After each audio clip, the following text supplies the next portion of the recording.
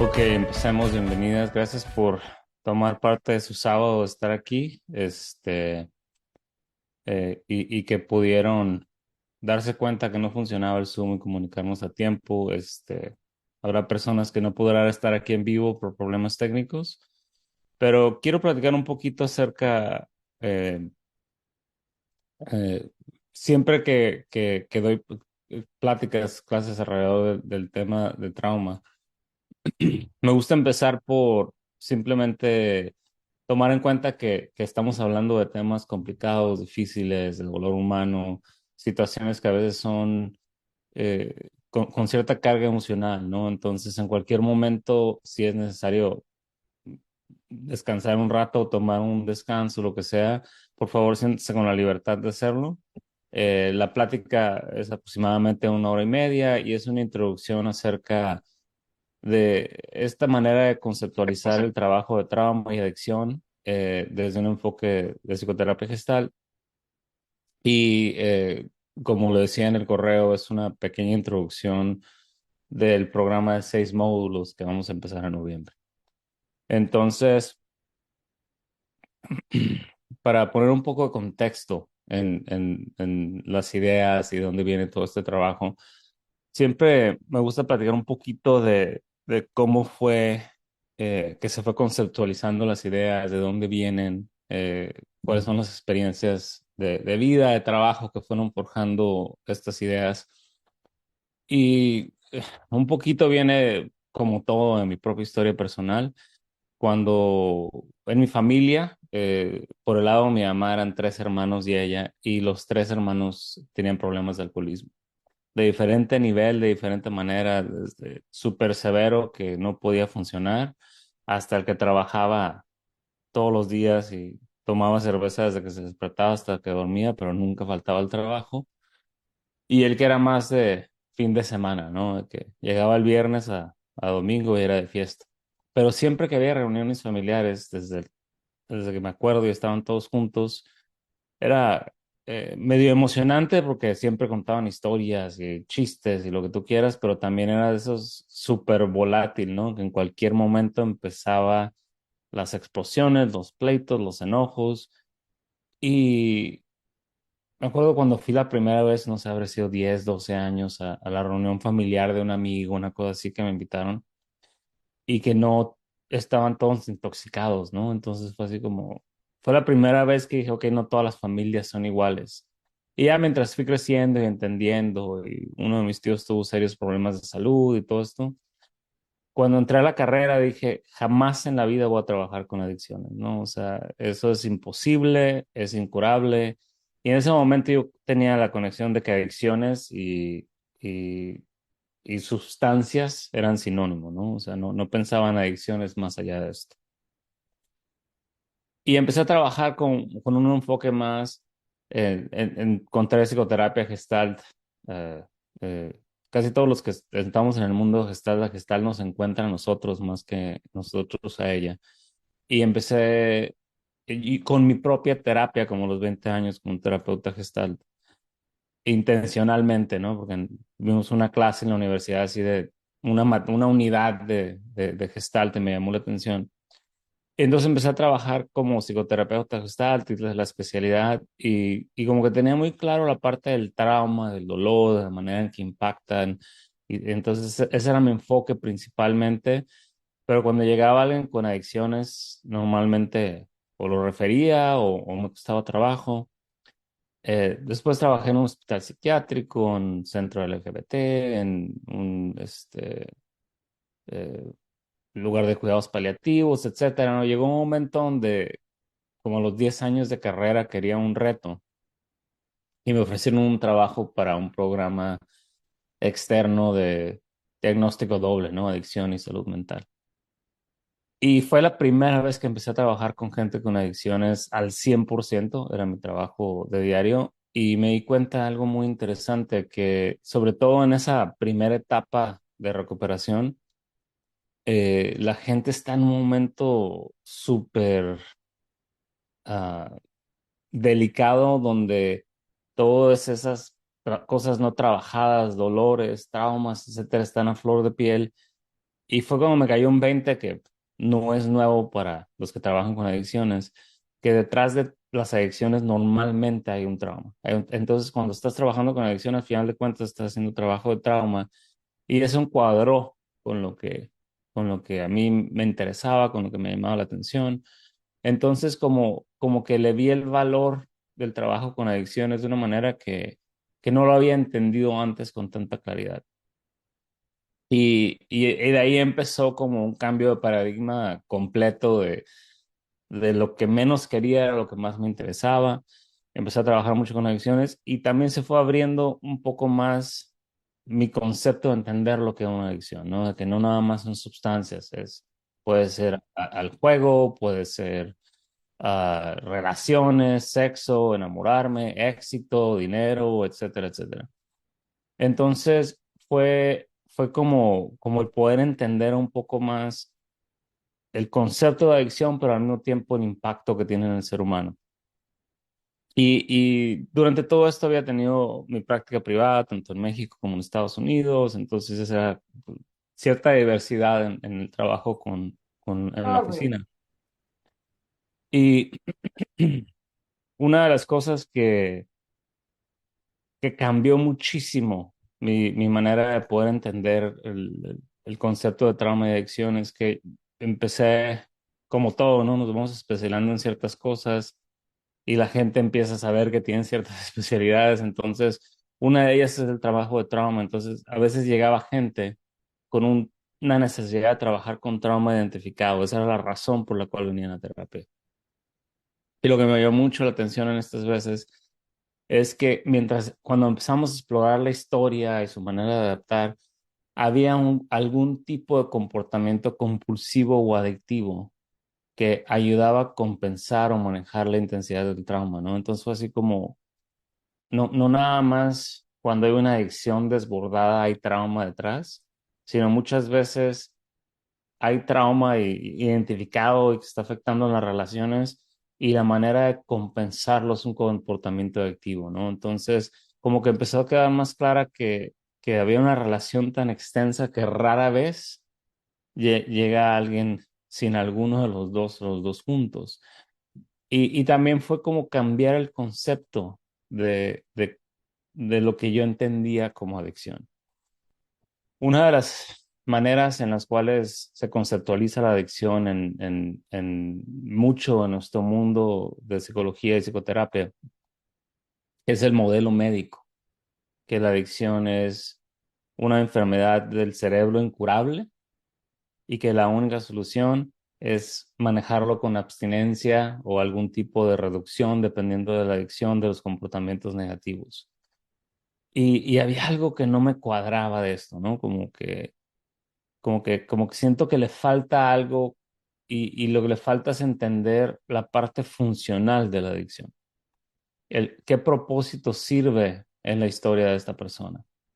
Y, y, y al ir trabajando y entendiendo esta parte fue como un poco más claro que para poder de veras entender por qué llegamos a un proceso de adicción, tenemos que empezar desde el inicio, desde cuando fue funcional.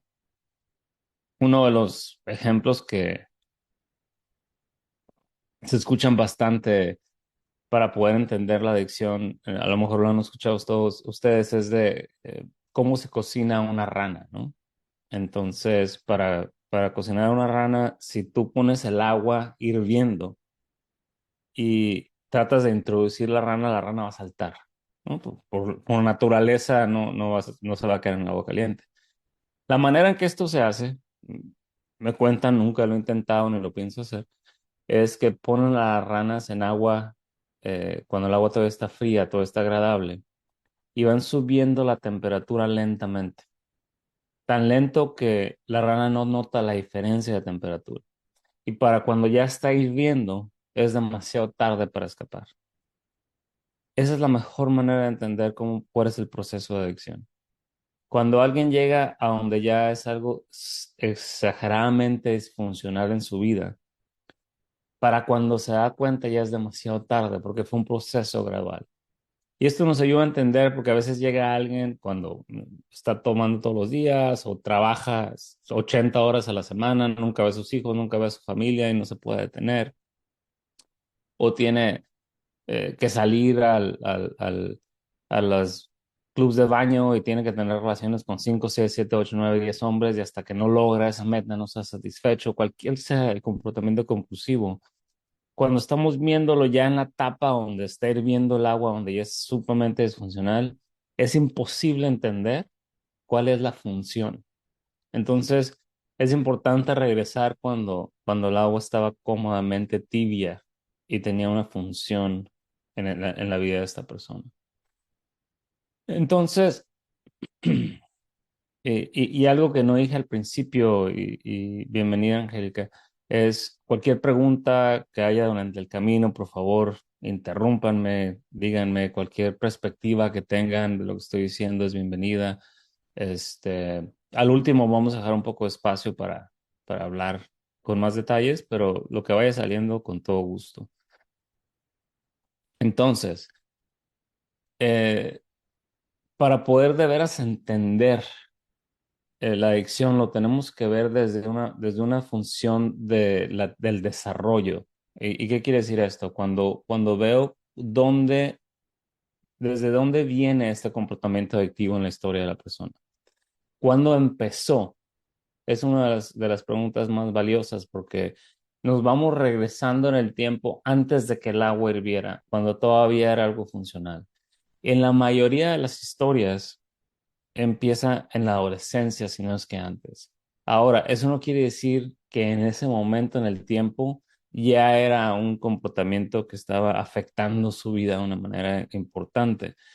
Simplemente era algo que se disfrutaba, que causaba placer, que ayudaba con las relaciones sociales, que daba tranquilidad y empezamos a ver que en ese momento fue un ajuste creativo funcional. En la Gestalt tenemos este término, ajuste creativo, que básicamente es la manera en que nos adaptamos al mundo para sobrevivir.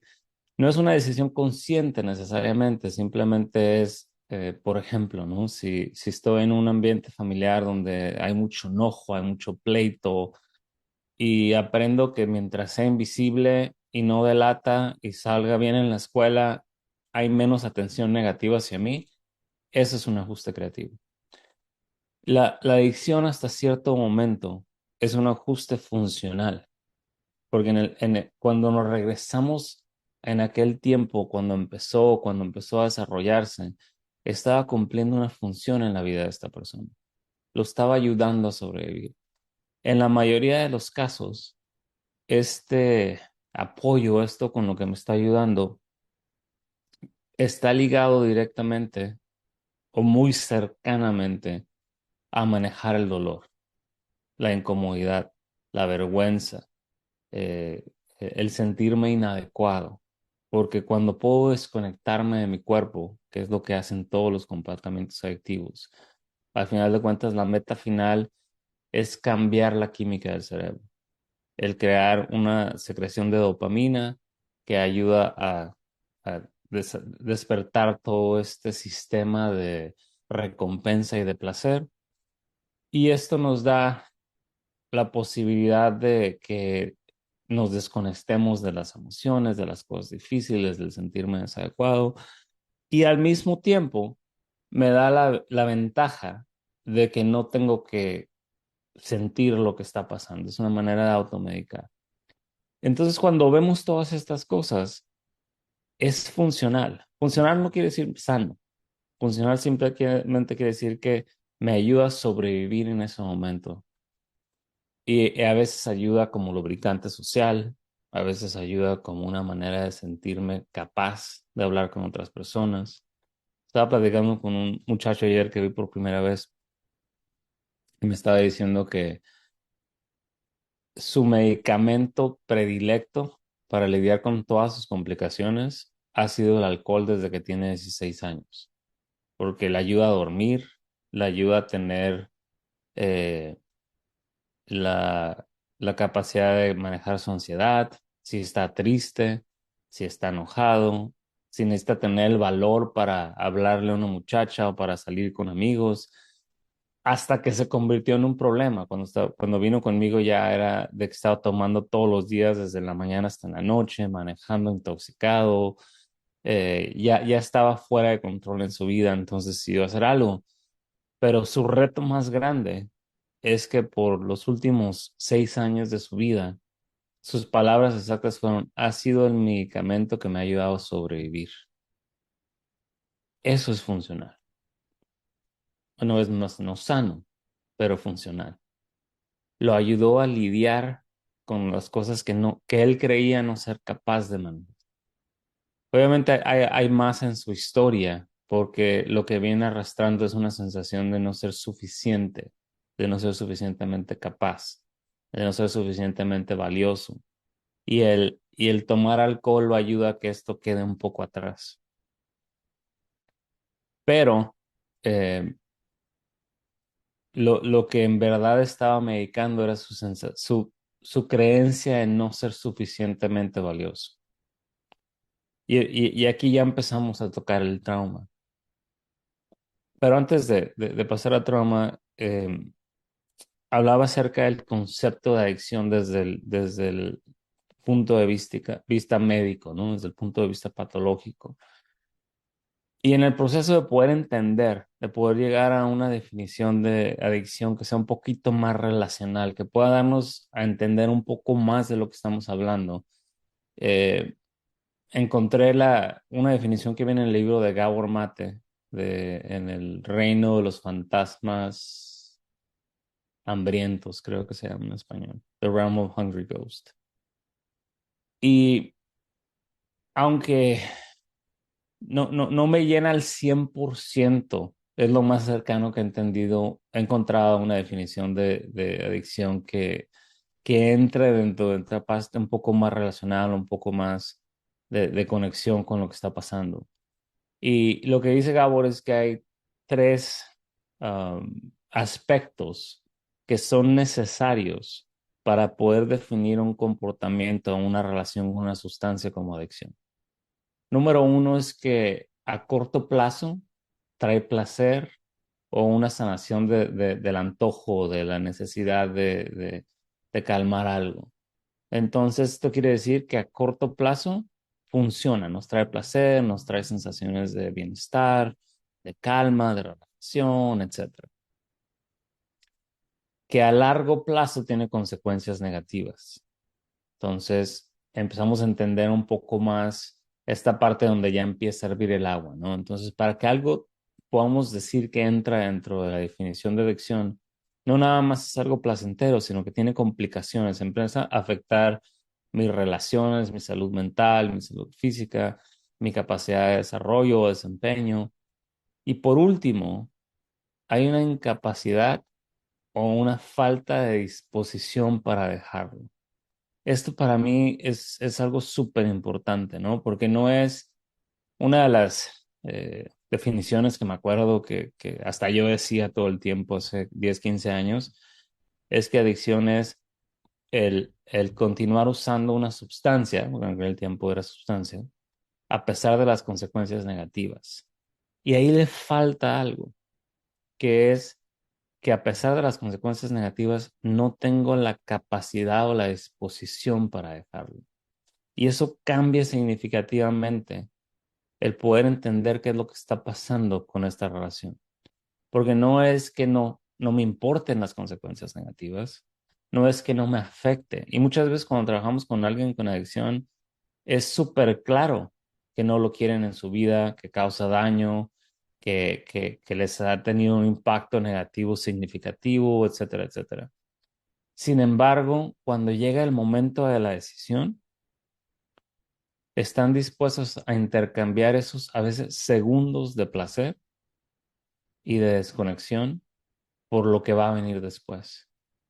Um, y he trabajado con varias personas donde está claro que tiene un impacto negativo en su vida. Está claro que si continúan usando se pueden morir, perder a su familia, etcétera, etcétera. Pero cuando entran en ese momento de la necesidad de desconexión, de anestesia, de tener esa experiencia de placer, están dispuestos a cambiar esos segundos por perder al resto de su vida.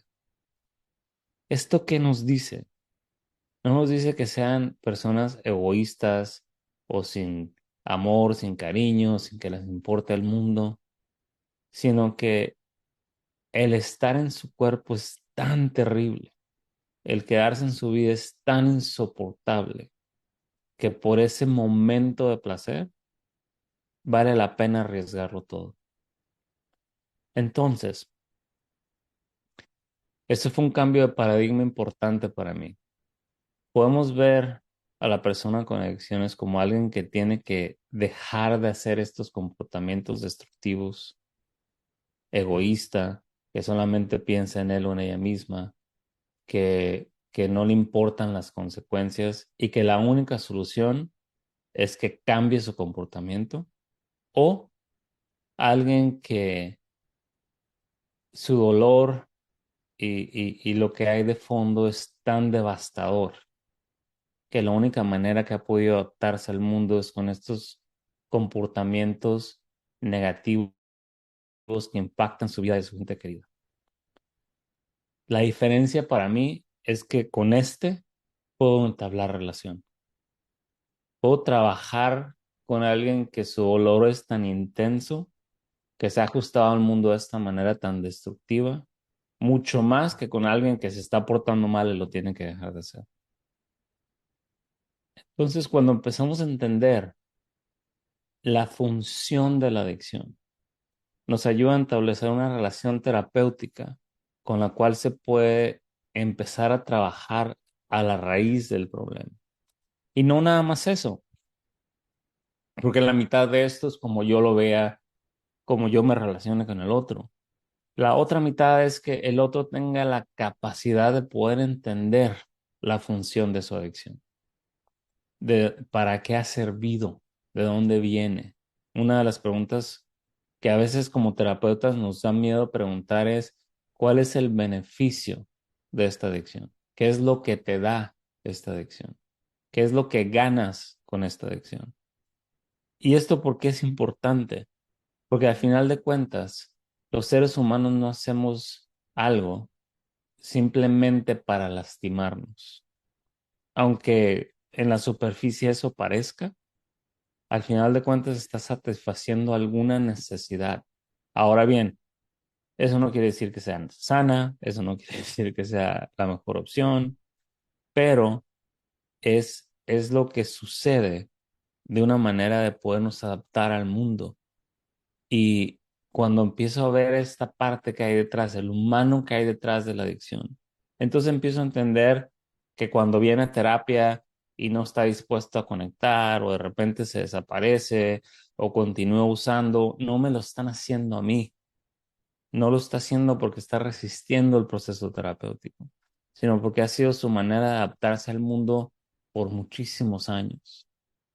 Y cuando empezamos a entrar en lo que hay más de fondo, entonces hay una frase, si no me equivoco, también es de Gabor Mate que creo que explica bien lo que estamos hablando, ¿no?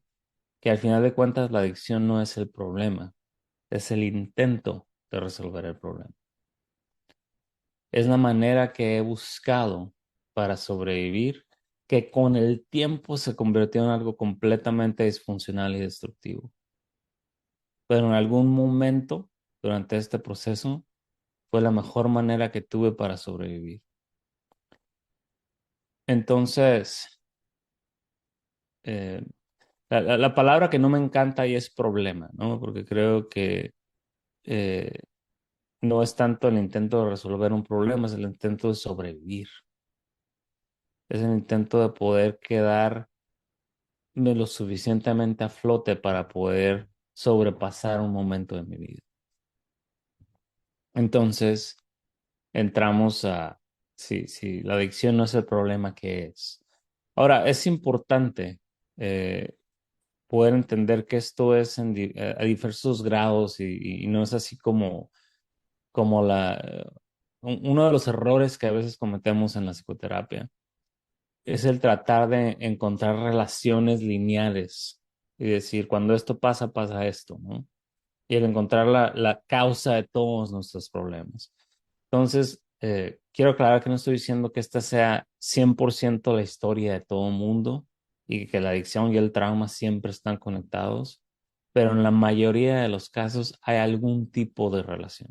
En la mayoría de los casos, cuando nos podemos estudiar y de veras indagar y tener curiosidad acerca de la historia de la persona con la que estamos trabajando, empezamos a tener contacto con estas partes que nunca fueron procesadas, que nunca se hablaron. Y el nombre que le ponemos a esto es trauma, porque nos ayuda a entender que es un impacto en la vida de la persona que tiene consecuencias a largo plazo. Antes de hablar de trauma, les voy a compartir un video. Y es un video que uso casi siempre que doy alguna plática de trauma o alguna definitivamente en los módulos, porque a pesar de que lo he visto yo creo que más de 50 veces después de estos años, casi siempre, no puedo decir que las 50 han sido, he notado algo diferente, pero a veces hay algo pequeño que descubro que de veras es interesante acerca de poder entender el impacto del trauma. Entonces, les voy a compartir el video y la invitación es que nada más véanlo y vean de qué se dan cuenta, qué les llama la atención, qué, qué es interesante para ustedes. Y después de verlo, platicamos un poquito de qué es lo que les llama la atención de él.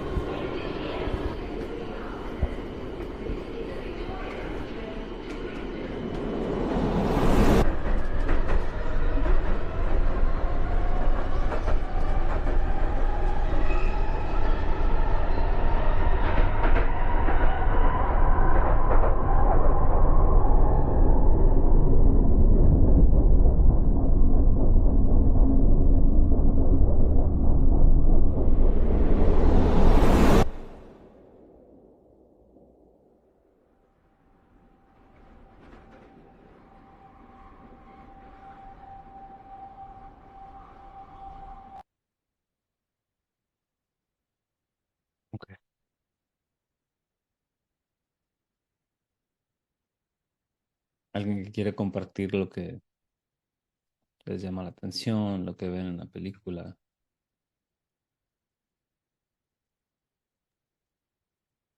Bueno,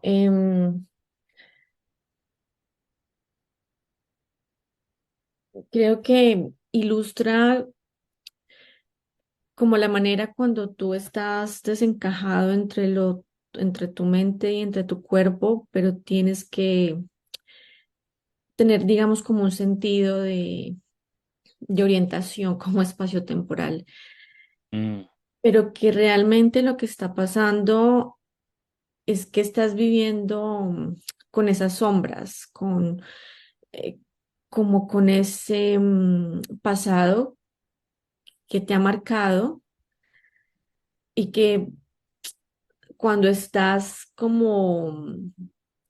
o tu cuerpo está como tan consciente de eso, hay unas manifestaciones corporales, ujú, visuales,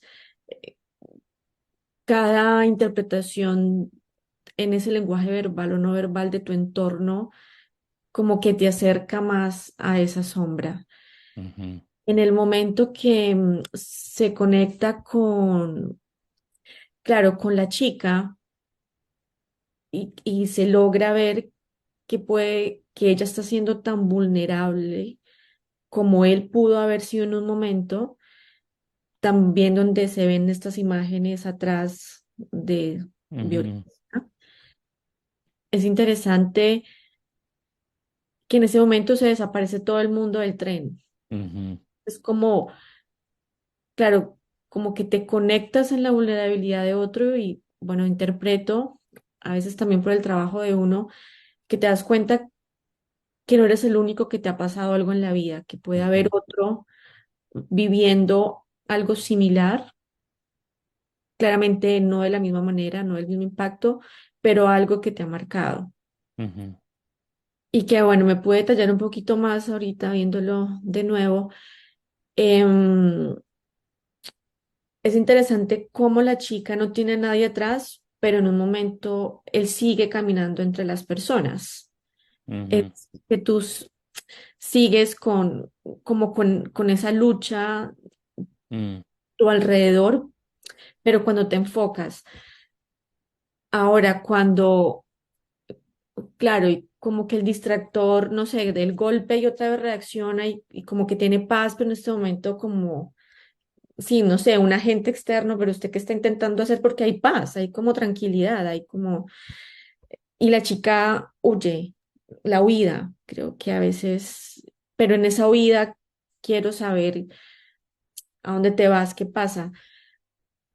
Ahora, no sé si el adulto que siempre lo acompañó, bueno, puedo tener dos interpretaciones ahí, como algo generacional. mm, em, Me pregunto si es como la misma persona, siendo él ya adulto más, en donde cada vez que iba al metro tal vez era su momento de ebullición o a veces dicen, ¿no? El estrés postraumático o como que, no sé, como ciertas situaciones, o si también el señor se estaba conectando, viéndose reflejado en otro y cuando se sienta en el tren, también se da que esos mismos ruidos lo ha tenido también a lo largo de su vida, porque atrás parecía como unas imágenes. Bueno, ese es mi punto de vista. muchas gracias. Muy bien, Jessica, gracias. ¿Alguien más que quiera compartir?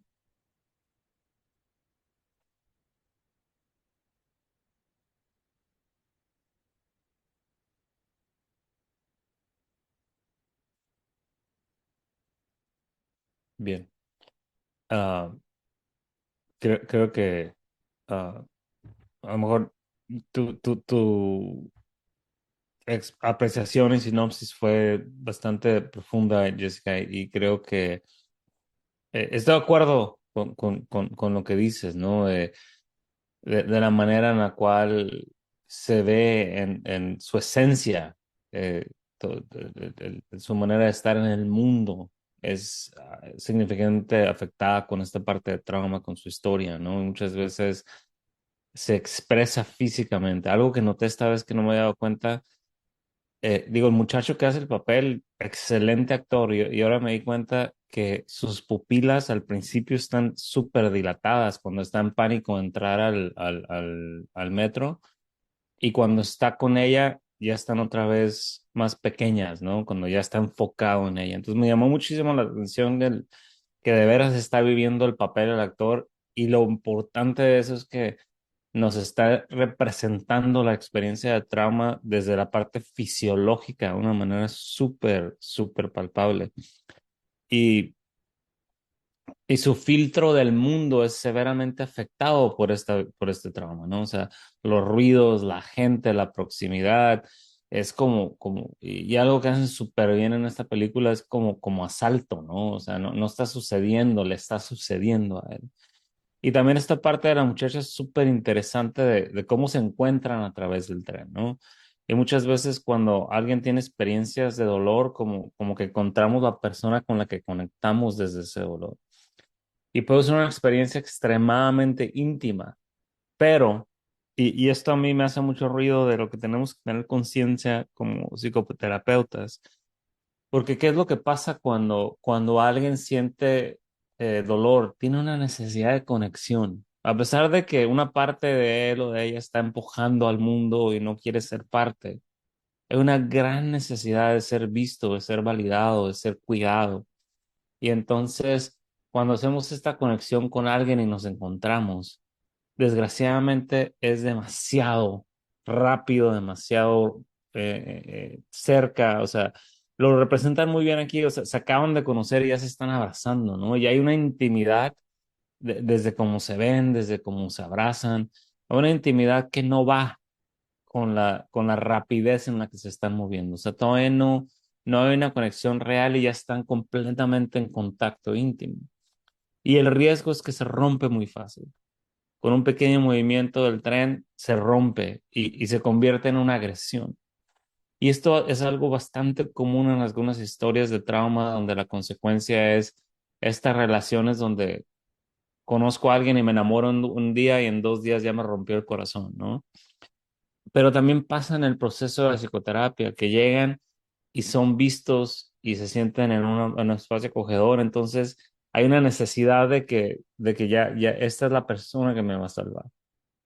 Y es frágil si no nos damos cuenta, si no estamos conscientes y si no hay la posibilidad de que exista el diálogo de cuando se sienten agredidos o no vistos o lo que tú quieras, porque esa es parte del proceso, el que no sea huir, como decías, Jessica, sino que el que exista la capacidad de poder decir, en este momento tengo ganas de huir para poder ser trabajado.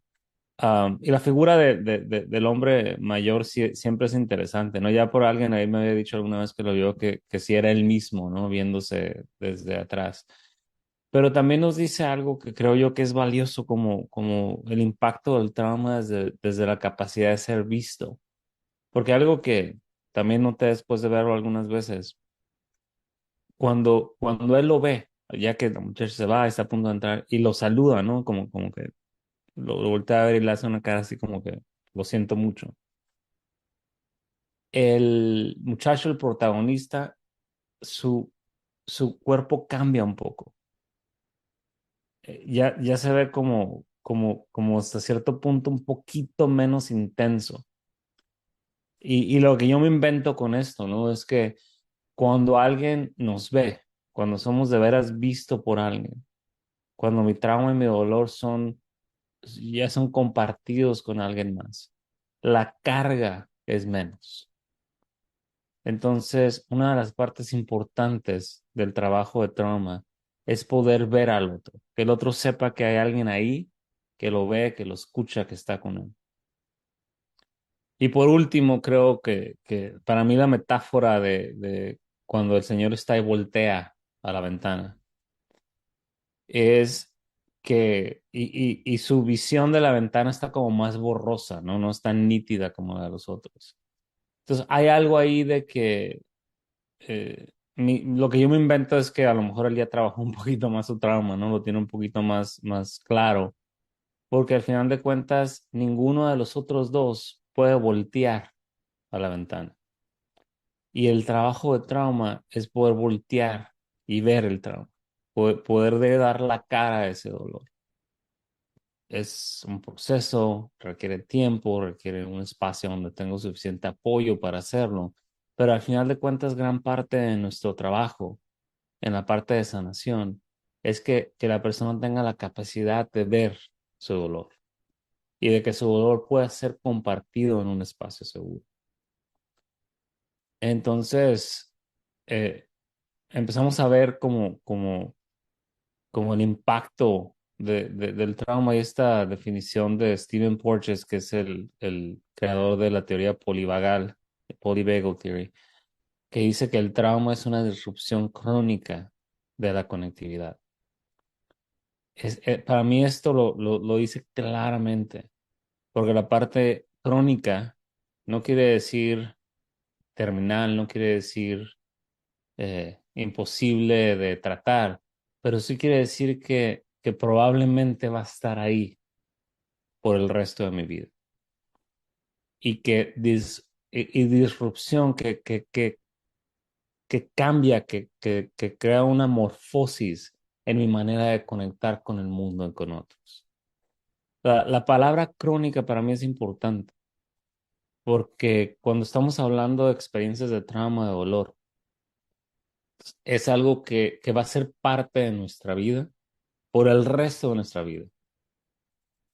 Sin embargo, hay algo que creo yo que ah, nos ayuda a poder entender que a pesar de que este dolor es parte de mi vida, cuando estoy en esta parte donde lo único que puedo ver, lo que controla 100% mi vida y mi realidad, es este dolor, esta manera de ver el mundo desde aquí. Entonces, lo que hacemos en el proceso de terapia es expander, crear más espacio donde hay más realidad aparte del dolor. Pero el dolor no se desaparece, estas experiencias no quedan atrás, sino que puedo ver más de mi vida. Y esta es una parte importante porque a veces cuando trabajamos el trauma, la idea, y hay cierta gente que dice que en su terapia curan el trauma y el trauma se desaparece. Y yo no creo que esto es verdad. Lo que cambia es mi relación con este dolor. Es parte de mi historia que la puedo entender en el contexto mucho más grande de lo que limita lo que puedo ver. Entonces empezamos a entender, eh, y una parte importante para poder enfatizar es que cuando estamos hablando de trauma, al final de cuentas, no nada más es el evento, no nada más es lo que sucede, la situación, es la huella que queda a lo largo del tiempo. Y la parte importante aquí es que cuando hay una falta de apoyo empático, ¿esto qué quiere decir? El dolor es inevitable, es parte de vivir. Todos pasamos por dificultades, por momentos complicados, por momentos difíciles donde las cosas nos afectan, desilusiones, etcétera. Es imposible estar en la vida sin experimentar dolor, sin experimentar el ser desilusionado, sentir algún tipo de traición, etcétera. El problema es cuando no tengo alguien en mi vida, un espacio seguro, un apoyo empático para poderlo procesar. Entonces, cuando pasa algo terrible, el impacto duele, afecta, tiene un impacto, obviamente. Pero lo que tiene la consecuencia a largo plazo es que se queda en en el campo de no hablado, no compartido. Y esto es lo que va causando más dolor. Normalmente, el ejemplo que uso, porque lo aclaro un poco más cuando trabajo con alguien y comparten alguna historia de abuso sexual en la infancia. Normalmente pregunto a quién se lo compartiste, a quién se lo dijiste. El 90% del tiempo es a nada. Esa es la esencia del trauma. El que no había nadie en mi vida que fuera suficientemente seguro para ir cuando algo pasó horrible, doloroso en mi vida. Entonces, desgraciadamente, los eventos dolorosos, horribles, sobre todo cuando están fuera de nuestro control, como guerras, asaltos, etcétera, muchas veces son inevitables. pero lo que viene después es lo que va a causar esa huella del trauma que puede seguir por el resto de mi vida. La falta del espacio seguro donde se pueda trabajar y se pueda hacer. Entonces, para entender un poquito más esta relación entre trauma y adicción, voy a compartir la manera que para mí tiene más sentido, ¿no? Lo que he podido explicar de una manera visual que tiene un poco más sentido. Entonces, en la gráfica esta tenemos del lado verde todos los comportamientos placenteros, sexo, sustancias, éxito, etcétera, lo que desemboca esta sensación de placer. Por sí solos no son un problema. O sea, el hacer cosas que disfruto o que desembocan esta secreción de dopamina que es placentera, por sí solo no es problemático. Del otro lado, en el lado azul, tenemos eventos dolorosos en la vida. Desilusiones, como decía, cosas horribles que nos sucedan, asaltos y demás. Una vez más, el dolor es parte de vivir, es inevitable. Por sí solo el experimentar desilusiones y dolores y eventos traumáticos que pueden tener ese gran conflicto no es problema. Pero cuando no tengo ese apoyo, esa manera de procesar, ese espacio seguro de irlo sanando, y empiezo a experimentar con sustancias o ciertas cosas que me dan placer, llega una parte que le llamo el periodo del ajuste creativo funcional, donde empiezo a utilizar la sustancia o lo que vaya y me ayuda a lidiar con este dolor, con estas cosas no procesadas, con estas cosas, estos conceptos de mí mismo que se atraviesan en el camino. Y esto, cuando no continúa esta falta de apoyo, esta falta de espacio seguro donde procesar, poco a poco, que es la parte al último aquí del diagrama, es cuando ya el dolor y la compensación por medio de la adicción están tan interlazados que no puedo sobrevivir en el mundo sin la anestesia, sin el comportamiento activo. Yo me acuerdo de haber trabajado con un joven que dijo, si yo dejo de usar heroína me voy a morir. Y de veras lo decía con convicción. Pero no estaba hablando de una muerte física, estaba hablando de una muerte emocional. El dolor que hay de fondo era tan devastador que no se imaginaba poder vivir sin la anestesia. Entonces, para poder empezar a ver esta relación, es poder entender que a veces es tan ligado, tan cerca el uno del otro, porque es la única manera que encontré para sobrevivir. Entonces a veces yo me pregunto, ¿no? Cuando pienso en la invitación de terapia muchas veces, es, vamos a empezar un proceso donde vas a dejar de utilizar esta sustancia o este comportamiento que te ha ayudado a sobrevivir por todos estos años de tu vida, para que puedas experimentar y sentir todas las emociones que no has querido sentir, hablar de todos los eventos en tu vida que nunca has hablado con nadie, que son extremadamente dolorosos, porque eventualmente te vas a sentir bien.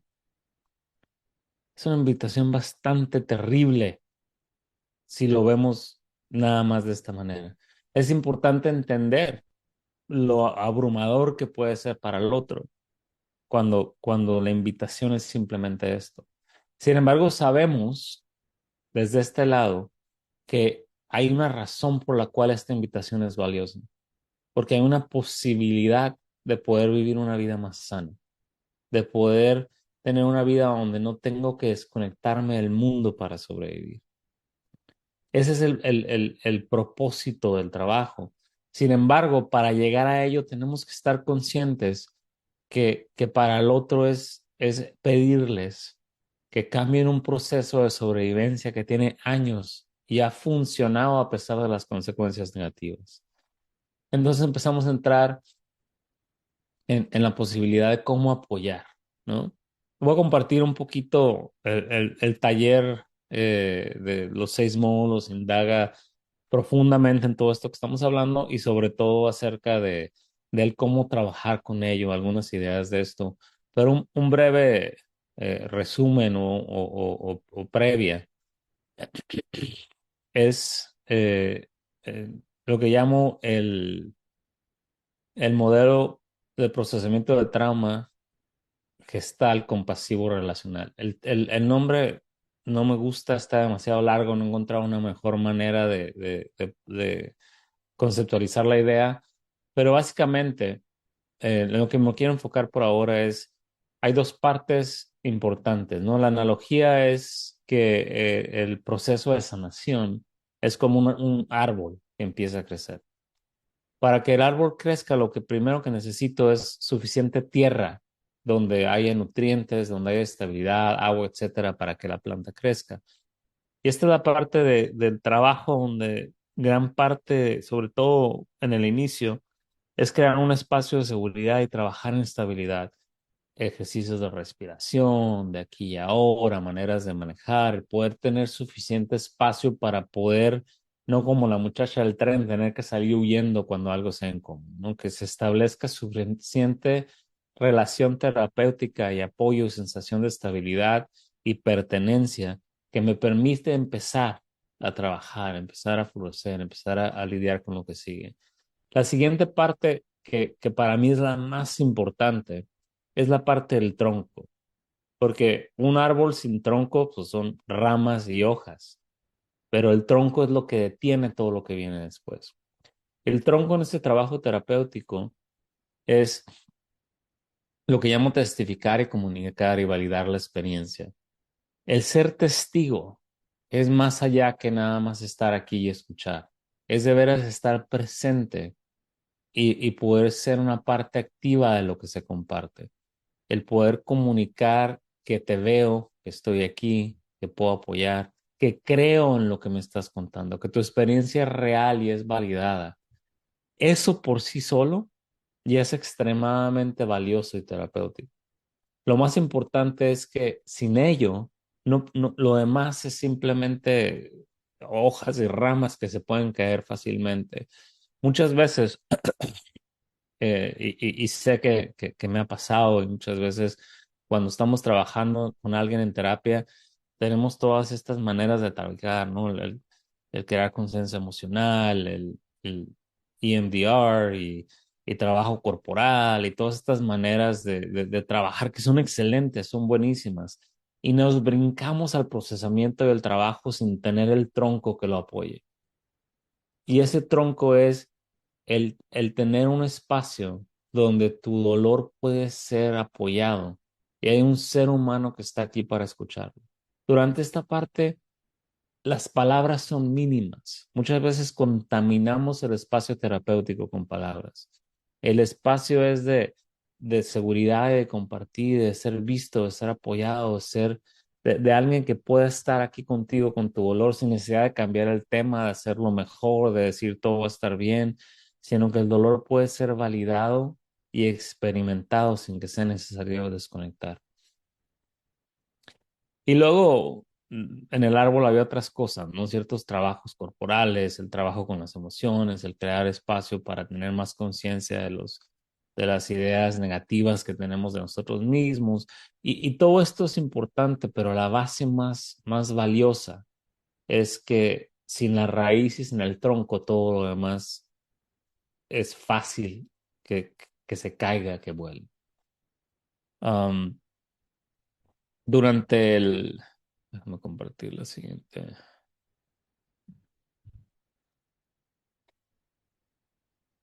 el, un poquito acerca de los módulos en parte del trabajo. Empezamos el 4 de noviembre, ahí vienen las fechas en la pantalla, pero lo que vamos a hacer es indagar muchísimo más profundidad de lo que he hablado ahora acerca de entender un poco más la adicción y el trauma desde esta perspectiva.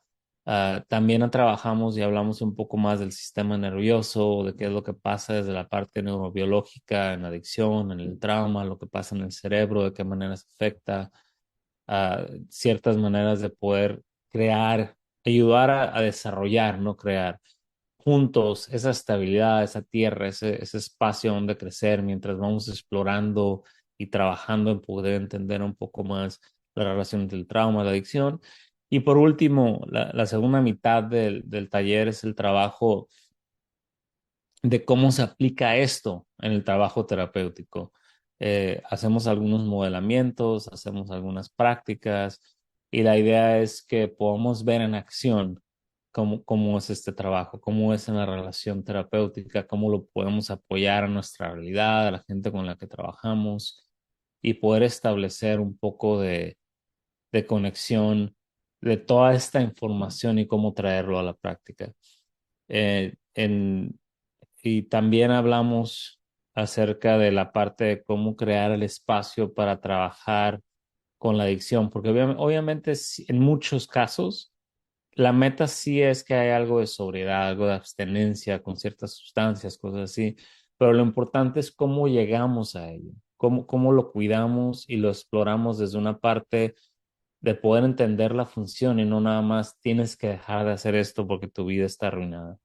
Entonces, dentro del proceso de entrenamiento vamos indagando en todas estas cosas y tomamos un poco más de espacio para poder, eh, lo que les compartía del árbol, de cada una de las ramas, de cómo es el trabajo y cómo se aplica. Entonces, voy a parar el video pronto porque es la parte del diálogo como más formal y alguna otra pregunta que quede por ahí lo podemos hacer después.